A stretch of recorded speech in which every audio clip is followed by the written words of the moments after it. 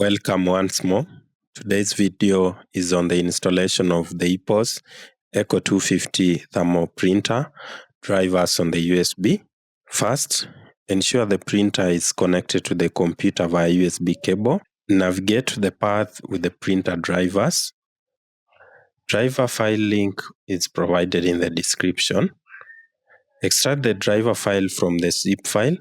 Right-click on the driver file, then click on the Run as an administrator. If presented with the Windows Protect Your PC screen, click on More Info, then click on the Run Anyway button to run the driver installer. Here, click on OK, then click on Install. On this window, ensure port is set to USB port and the EPOS printer driver is selected under thermal receipt printer. Click on Install. Click on OK on the Success Printer Installed pop-up.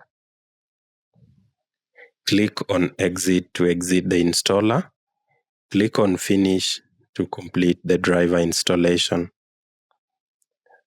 Navigate to the control panel, Devices and Printers. Right-click on the EPOS printer driver, then click on the Printer Properties on the Show Up menu. Click on the Print Test page. If the printer prints Windows test page, then the driver is installed.